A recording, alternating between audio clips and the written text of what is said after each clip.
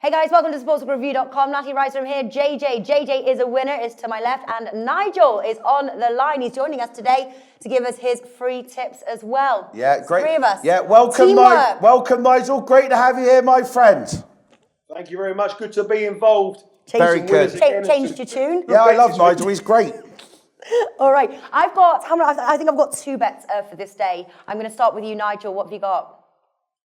Well, I found one bet which I think is one of the best bets in the world of the whole weekend. It's a very short price. It's a real, as JJ would say, it's a real captain obvious play. But I think it's a great bet. Albania against Macedonia. I know that that's the first game that everyone's going to look at this weekend because everyone wants to be involved in Albania and Macedonia. Yeah. But these are the games you find a bit of value on here. Albania went to the European Championships the first time they qualified. They looked okay. They played well against France. They didn't score, but they lack a real threat up front. They scored one goal in the tournament against Romania. And they play a Macedonia side who defensively are very strong. Under goals here. It's quite short. It's around about 1.57, under 2.5 goals, even under 1.5 goals. But I think 0-0 here. No goal scorers. It's a fantastic bet. These two sides have played each other twice, 2011 and 2012. Both games ended in 0-0. So I think this here, first game, Albania and Macedonia, play the unders, play under 1.5, play no goal scorer. I know it's a trend. I know JJ's going to turn around and say to me, get with the goals. But I think this is one of the best bets of the entire weekend. It's a bit of a captain obvious play. It's the right one. Well, I'll tell you what, all jokes aside, he said something very, very smart there. When I was a trader at a major offshore book, he is right. Things like that you can get a lot of value on because all your traders and things like that are looking at where the money's coming in, the big money, the public money, etc. And sometimes the trader can take his eye off the ball on a game like that, and you can get great value, Nigel, can't you? I do like your style there. He's making a lot of sense by trying to find these smaller games that aren't as glamorous and what you don't think people are going to be watching. So, yeah, good analysis there, Nigel.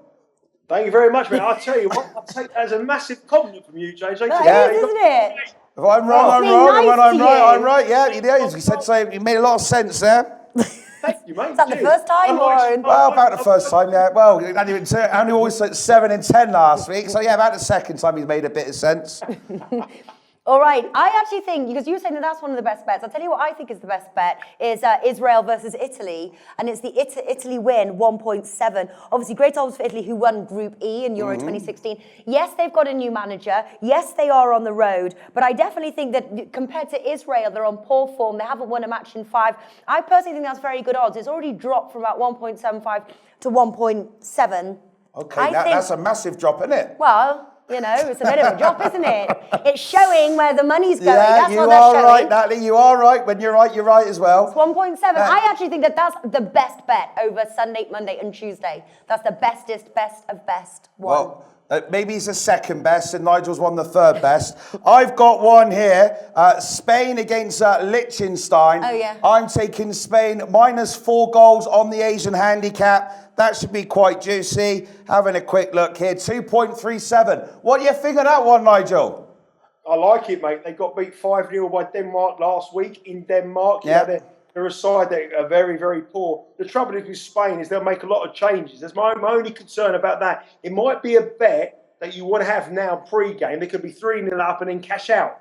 Because if they make changes and bring on players, they did it in week when they played Belgium. They won 2-0 Belgium.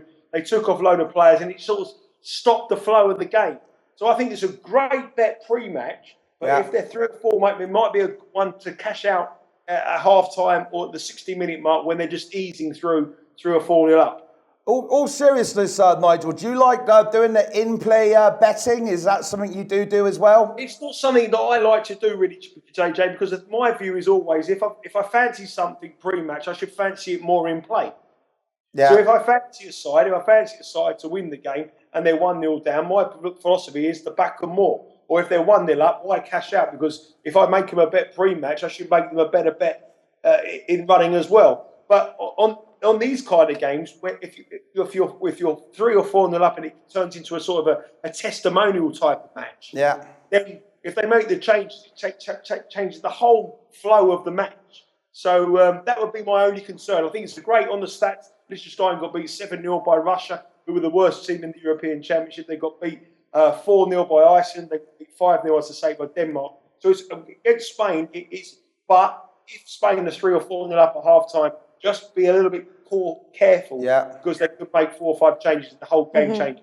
And you do make a good point about in-play betting as well. When I was a sports trader, it was murder when like Real Madrid go 1 goal down or Barcelona go 1 goal down because everyone would be piling on Real Madrid or Barcelona, and it was like horrific trying to work, figure out the line, like what we going to price it at, boys. You know what I mean, Nigel? So, well, I think what happens with those things, JJ, is that's where as a punter you get the best value. So the punter always thinks that they have to get with the fashionable side.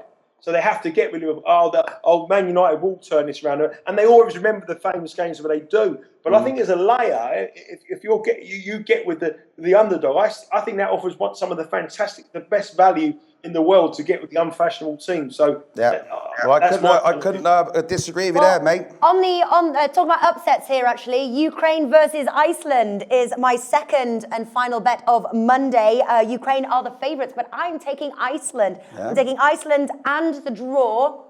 2.15 bet 365.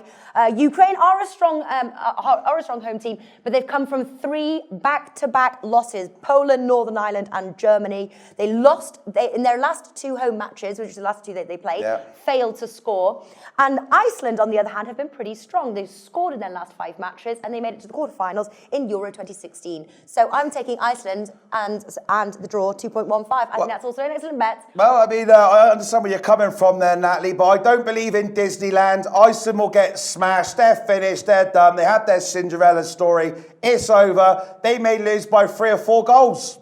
I agree with JJ, Natalie, unfortunately. Sorry, man. Hey, guys. Wow, do you have like a little powwow before? No, I was just saying. I just think the energy they came from, I don't know. I think the trend is not your friend. That's what I always say. I'm going against the trend. Well, I don't. What do you think, Nigel?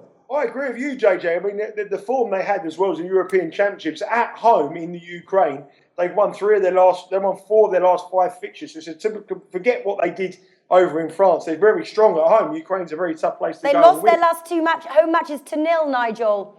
No, they didn't. They lost the 2 games in the European Championship to 0. They lost Northern Ireland and Poland. They beat Wales at home 1-0, and they beat Cyprus 1-0. And they beat Slovenia 2-0 in their last 3. All right, well, I'll practice my victory dance for that one. Ukraine, the thing is with Ukraine, Iceland, any sport, one underdog has their big day. There's a public perception they're going to win. Doesn't matter if it's tennis, golf, football, anything. Iceland will think now they're world beaters. They think they're going to, and they're not going to be able to recreate what they did in Euros. I think Ukraine win 0. I'm going to take... He talks a lot of sense there, Nigel. I told you he's a good man. All right. Moving on. Yeah. Whilst practicing my victory dance. Any more bets, by the way, for Monday? No, I haven't. Nigel? I like Wales to win 0, 1.62 against Malta. I think they'll win 0. Yeah. Sorry, not Malta. It's Moldova. Moldova. I think they'll win 0. I think they'll do all right. There might be a very high scoring game. I think there might be 1-0. Another under. Yeah. That'd be my only other bet. Nigel's made a bit of a mistake like you have as well, because Wales, that's over as well. They had their great Euros. They're finished he's doing a win 0. Yeah, but they've still got Gareth Bale. Moving on.